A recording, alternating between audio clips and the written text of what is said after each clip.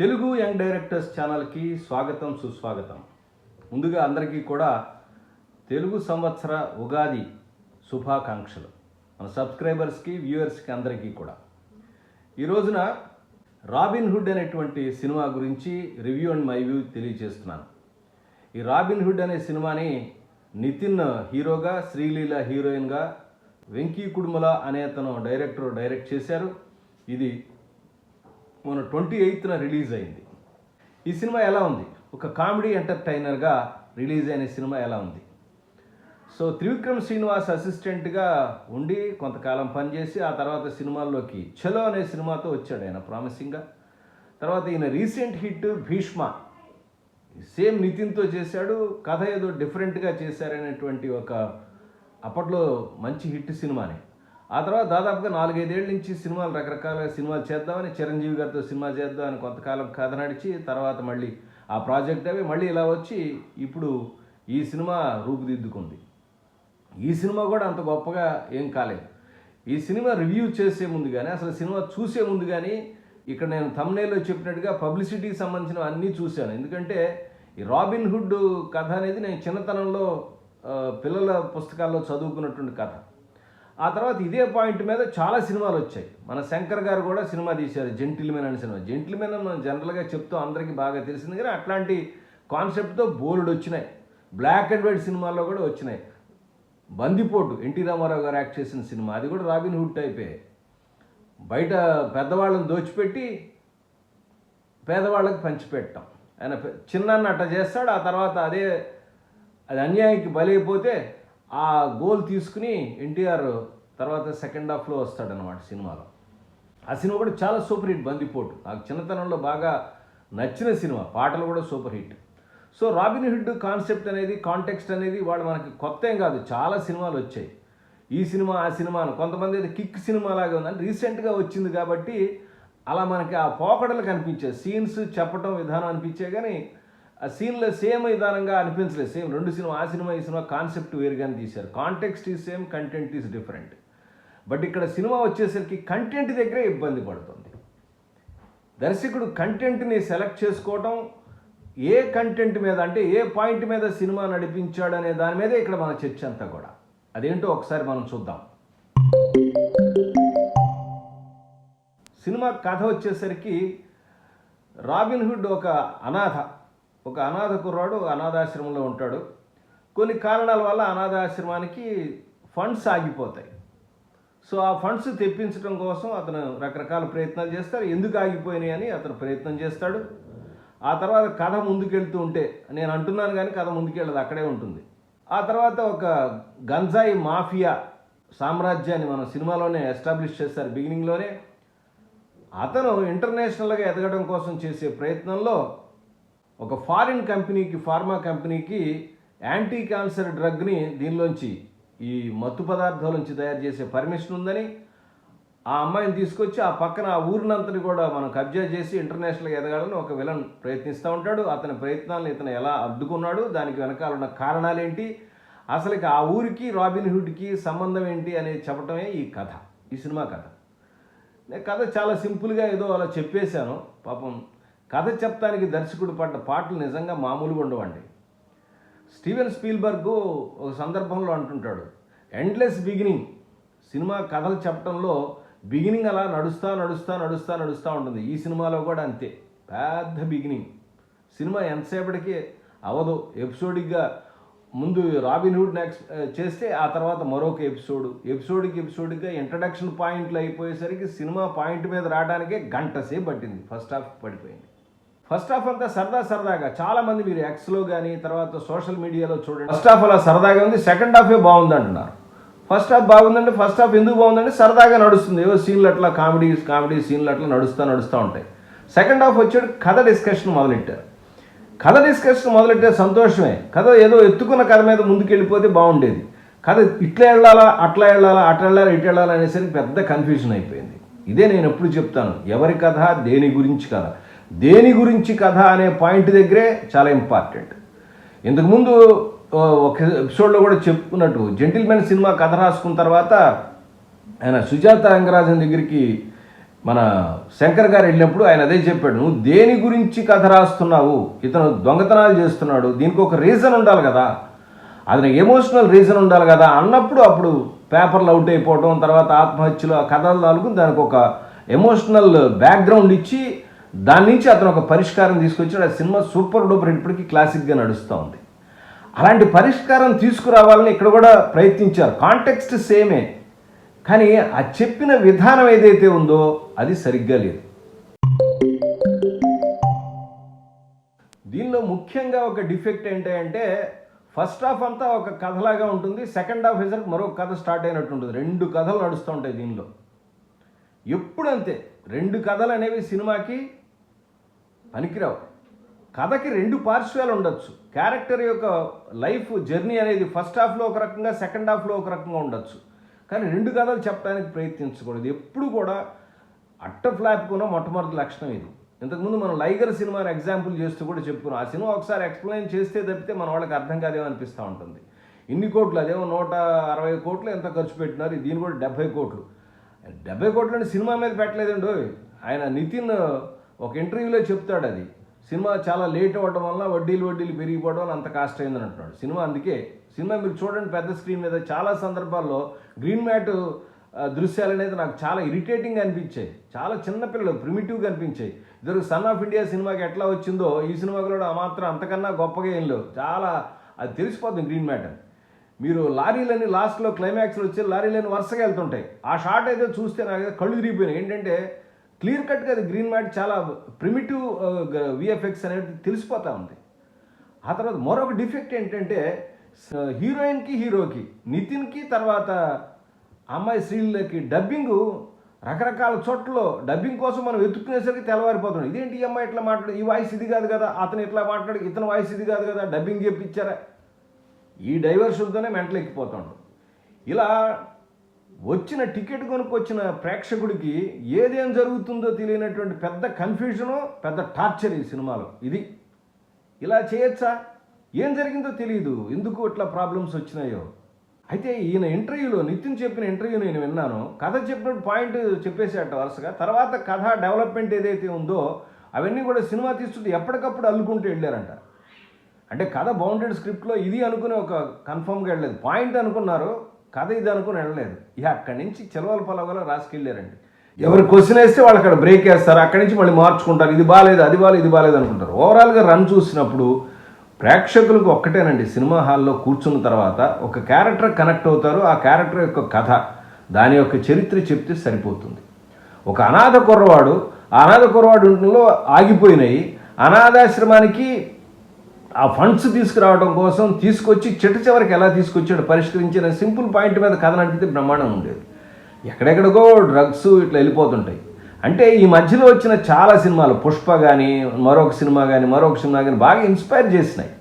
అక్కడ ఎర్రచంద్రం తీసేయండి, దానిలో ఇక్కడ గంజాయి పెట్టేస్తే అయిపోయాయి. అక్కడ అట్లా ఇంటర్నేషనల్గా వెళ్ళటం కోసం లారీలన్నీ తెలివితేటలో ఉపయోగించి పుష్ప దేశాన్ని దాటించేస్తాడు శ్రీలంక. ఇక్కడ కూడా అదే సేమ్ థింగ్. అంటే ఆ కాన్సెప్ట్నే తిప్పి చెప్పేశారనమాట. మరీ ఇంత దారుణమా, నిన్న మొన్న వచ్చిన సినిమాలో తిప్పి చెప్తే ఎట్లాగా, పాత సినిమాలో ఏదైనా ఉంటే తిప్పి చెప్తే చూస్తారు కానీ అవర్ హాస్పిటాలిటీ సినిమాని తిప్పి తీసి మన తెలుగు నేటివిటీ చేసి మర్యాద రామన్న తీస్తే చూశారు. నిన్న మొన్న ఒక సంవత్సరం కింద 2 ఏళ్ల కింద 3 ఏళ్ళు టాప్ హిట్ ఇండియాలో సూపర్ హిట్ అయిన సినిమాని తీసుకొచ్చి దాన్నే మసిపూసి మారేడుకాయ చేసి మనం క్లైమాక్స్ చెప్తామండి అంటే ఎలాగండి. ఆ తర్వాత అతని ఇంటర్వ్యూలోనే మరొక పాయింట్ చెప్పాడు, ఏంటి, జులై సినిమా లాగా ఉంటుంది. జులై సినిమా కరెక్ట్గా హీరో కానీ డైరెక్టర్ కానీ పెట్టుకుని చూసినట్టుకుంటే చాలా అద్భుతంగా ఉంటుంది. విచిత్రం ఏంటంటే ఆ జులై సినిమాకి పాపం ఈయన డైరెక్టర్ కూడా అసిస్టెంట్గా పనిచేసిన ఒక డౌట్. ఎందుకంటే చాలా సందర్భాల్లో త్రివిక్రమ్ శ్రీనివాస్ యొక్క ఫస్ట్ హాఫ్లో వచ్చే డైలాగులన్నీ అతను రాశాడు అన్నట్టుగా, అంటే ఇతను ఆయన అసిస్టెంటే కదా, డైలాగులన్నీ అలా రాసినట్టుగా అనిపిస్తూ ఉంటాయి. సో బాగానే ఉన్నాయి, ఫన్గా ఉన్నాయి, పర్లాగా అదొక టైప్ ఆఫ్ స్క్రిప్ట్. వెంకీ కుటుంబల స్క్రిప్ట్ కాదు, త్రివిక్రమ్ శ్రీనివాస్ స్క్రిప్టా ఇతను రాశాడు అన్నంత ఇదిగా రాసుకుంటూ వచ్చాడు చాలా సందర్భాల్లో. కానీ ఏమైపోయిందంటే ఆ ఓపెనింగ్ ఎపిసోడ్స్ చాలా పెద్దవి అయిపోయినాయి. నేను అదే చెప్తాను, మనం రాసుకునే స్క్రిప్ట్ మీద మనకు విపరీతమైన ప్రేమ ఉండటం చాలా పెద్ద డిఫెక్ట్. అది రాసుకున్న ప్రతిదీ మనకు నవ్వు వచ్చేసి అద్భుతంగా ఉందనుకుంటే సినిమా ఏమవుతుంది? సినిమా కథకి దాని స్క్రీన్ ప్లేకి ఎంతవరకు కావాలో అంతవరకే, మిగతాది నిర్దాక్షిణ్యంగా కట్ చేసుకోగలగటం చాలా ఇంపార్టెంట్. తర్వాత క్యారెక్టర్స్ లేదా పాయింట్ ఇంట్రడక్షన్ అనేది క్రిస్ప్గా ఉండడం అనేది ఇంకా చాలా ఇంపార్టెంట్. ఒక్కొక్క క్యారెక్టర్ని ఒక్కొక్క పాయింట్ని చెప్పడానికి దాదాపుగా 15-20 నిమిషాలు సినిమా తీసుకున్నారు. ఫస్ట్ హాఫ్ అంతా కూడా 3-4 ఎపిసోడ్లుగా కనపడతా ఉంటుంది. ఇది ఒక పెద్ద డిఫెక్ట్. ఇది చాలా సినిమాలు ఇంతకుముందు పుష్ప 2 చెప్పినట్టు కూడా అట్లా చెప్పుకున్నాం మనం. ఇలా ఎపిసోడిక్గా ఉండకూడదండి. ఎపిసోడిక్ ఒకదాని నుంచి ఒకదాని ట్రాన్స్ఫర్మేషన్ ఆఫ్ థింగ్స్. పాత సినిమాలు చూడండి, ఇప్పుడున్న పాయింట్లు తీసుకోవచ్చు, కానీ బేసిక్ కథా నిర్మాణం మాత్రం ఇప్పటికీ అప్పటికీ కాదు, హాలీవుడ్ పుట్టినప్పటి నుంచి కూడా, సినిమా ఇప్పటికి కూడా అదే ఉంది, ఏం మారలేదు. ఇంకొక 20 ఏళ్ళ తర్వాత కూడా అదే ఉంటుంది. ఎందుకంటే చాలా ఏళ్ల నుంచి, కొన్ని వందల ఏళ్ల నుంచి కథా నిర్మాణం బేసిక్గా అదే ఉంది. ఫ్యూచర్లో కూడా అదే ఉంటుంది. ఏం మారుతుంది అంటే కంటెంట్, స్క్రీన్ ప్లే మారుతుంది, ముందు వెనక చెప్పే విధానం మారుతుంది. దానికి మొట్టమొదటి ఇంపార్టెంట్ పాయింట్ ఏంటంటే ఏ పాయింట్ మీద నేను కథ చెప్పాలి, ఆ పాయింట్కి పనికొచ్చే సీన్లు మాత్రమే ఉండాలి, పనికొచ్చే స్క్రీన్ ప్లే ఉండాలి, పనికొచ్చే ప్రోగ్రెషన్ మాత్రమే ఉండాలి. అది 4-5 రకాలుగా ట్రాక్స్లోకి వెళ్ళిపోయింది. ఒక ట్రాక్ ఇట్లా, ఒక ట్రాక్ ఇట్లా. అది పాత కథే చెప్పండి, నో ప్రాబ్లం. తెలిసిన కథే చెప్పండి, కానీ ఎంత తెలివిగా చెప్పాం, ఎంత కొత్తగా చెప్పాం, ఎంత సీన్ మనకి ఇంట్రెస్టింగ్గా చెప్పామనే పాయింటే చాలా ఇంపార్టెంట్ స్క్రీన్ ప్లేలో. సినిమా ఫస్ట్ హాఫ్ అయ్యేసరికి ఎక్కడ ఆగిందో, నేను ఇంతకుముందు కూడా మన ఎపిసోడ్లో చెప్పుకున్నాం, సినిమా ఎక్కడ ఆగిందో అక్కడి నుంచే వెళ్ళాలి. కథకి పాజ్ కాదు, ఓన్లీ సినిమా చూసే ప్రేక్షకులకే ఒక 10 నిమిషాలు, గంట సేపు కూర్చున్నారు అబ్బాయి, కొంచెం రిలాక్స్ అయ్యండి, మళ్ళీ అక్కడి నుంచే కథ మొదలు పెట్టాలి. ఈయన బాడీ గార్డ్గా ఉంటాడు, టక్కన కట్ చేస్తే ఇంకెక్కడో ఒక ఇంటర్నేషనల్ మాఫియా దగ్గర స్టార్ట్ అవుతుంది. అక్కడ ఒక షాట్ ఇంట్రెస్టింగ్ షాట్ వేశారండి. ఇంటర్వ్యూలో వెళ్ళంగానే ఒక ఆయన వచ్చి, ఒక విలన్లో గ్యాంగ్ వచ్చి ఫీల్డ్ మొహం మీద గుద్దుతాడు. సినిమా అయిన తర్వాత అర్థమైంది, ఆ గుద్దు ఆ విలన్ని కాదు, గుద్దింది మననే.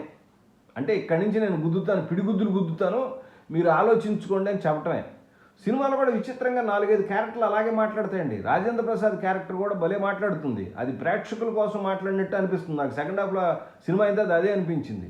అసలు నువ్వేమంటున్నావురా, ఇందాక నువ్వు మొట్టమొదటి 1.5 కోటి అన్నావు, ఆ తర్వాత ఏమో 6.5 కోట్లు అన్నావు, 6,000 కోట్లు అంటున్నావు, అసలు నువ్వు ఏ పాయింట్ మీద అసలు నువ్వు నిలబడుతున్నావురా అంటాడు. ఆ సినిమా కూడా మనకు అలా అనిపిస్తుంది, ఏ పాయింట్ మీద కథ వెళ్తున్నాడు. ఇది ఒక పెద్ద డిఫెక్ట్. ఆ తర్వాత వెన్నెల కిషోర్ ఒక డైలాగ్ మాట్లాడతాడండి, ఎవరితోనూ చెప్పుకోలేను, పారిపోదాం అంటే కుదరదు.